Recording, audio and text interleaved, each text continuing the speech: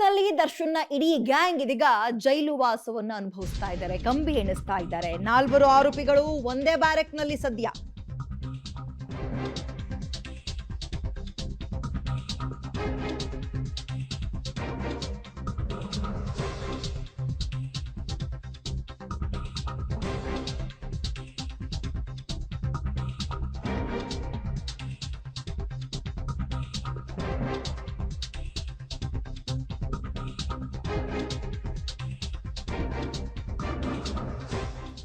ಕೊಲೆ ಕೇಸ್ನಲ್ಲಿ ದರ್ಶನ್ ಗ್ಯಾಂಗ್ಗೆ ಜೈಲು ವಾಸ. 4 ಆರೋಪಿಗಳು ಒಂದೇ ಬ್ಯಾರೆಕ್ ನಲ್ಲಿದ್ದಾರೆ. ಮಗದೊಂದು ಕಡೆ ಪರಸ್ಪರ ಗಲಾಟೆ ಅಥವಾ ಸಾಕ್ಷ್ಯನಾಶ ಏನಾದರೂ ಆಗಬಹುದು ಅನ್ನೋ ಹಿನ್ನೆಲೆಯಲ್ಲಿ ಇದೀಗ ಅವ್ರನ್ನ ತುಮಕೂರು ಜೈಲಿಗೆ ಶಿಫ್ಟ್ ಮಾಡುವಂತೆ SPP ಮನವಿ ಮೊನ್ನೆ ಮಾಡಿದ್ರು. ಇವತ್ತು ಅರ್ಜಿ ವಿಚಾರಣೆ ಆಗುತ್ತೆ. ಇವತ್ತು ಅದೇನು ಕಳಿಸೋದಾ ಬೇರೆ ಕಡೆ ಅಥವಾ ಅಲ್ಲೇ ಇಟ್ಕೊಳ್ಳೋದಾ, ವಿಚಾರಣೆ ನಡೆಸಿ ಕೈದಿಗಳನ್ನ ಸ್ಥಳಾಂತರ ಮಾಡೋದ್ರ ಬಗ್ಗೆ ನಿರ್ಧಾರ ಮಾಡುವಂತಹ ಸಾಧ್ಯತೆ ಇದೆ.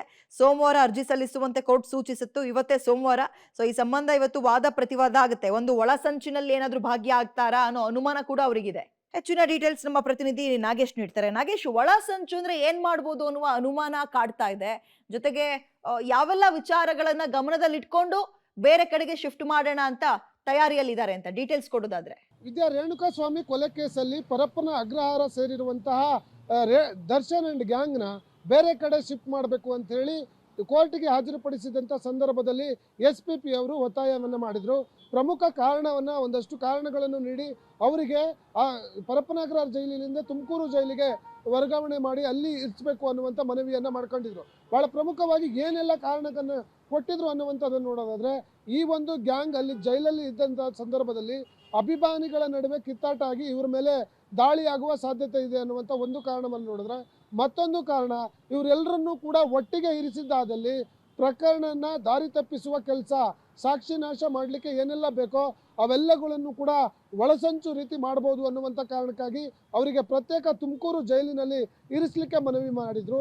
ಅದರ ಜೊತೆಗೆ ಇವರು ಒಟ್ಟಿಗೆ ಇದ್ದಂಥ ಸಂದರ್ಭದಲ್ಲಿ, ಕೊಲೆ ಮಾಡಿದಂಥ ಸಂದರ್ಭದಲ್ಲಿ ಇದ್ದಂಥ ಒಮ್ಮತ ಈಗ ಇರೋದಿಲ್ಲ. ಯಾಕಂದರೆ ಮನಸ್ತಾಪಗಳ ಬಂದು ಇವರುಗಳ ನಡುವೆನೇ, ಗ್ಯಾಂಗ್ ನಡುವೆನೇ ಗಲಾಟೆ ಆಗ್ಬೋದು ಅನ್ನುವಂಥ ಕಾರಣಕ್ಕಾಗಿ ಪ್ರತ್ಯೇಕ ಜೈಲಿಗೆ ಶಿಫ್ಟ್ ಮಾಡಲು SPP ಮನವಿ ಮಾಡಿದರು. ಹಾಗಾಗಿ ನ್ಯಾಯಾಧೀಶರು ವಾದವನ್ನು ಪರಿಶೀಲನೆ ಮಾಡಿಕ ಸೋಮವಾರ ಈ ವಿಚಾರದ ಬಗ್ಗೆ ಆದೇಶವನ್ನು ಮಾಡೋದಾಗಿ ಮಾಹಿತಿಯನ್ನು ಕೊಟ್ಟಿದ್ರು. ಹಾಗಾಗಿ ಇವತ್ತು ದರ್ಶನ್ ಅವರ ಈ ಬೇರೆ ಜೈಲಿಗೆ ಶಿಫ್ಟ್ ಮಾಡುವಂಥ ವಿಚಾರದಲ್ಲಿ ಆದೇಶ ಹೊರಬೀಳುತ್ತೆ.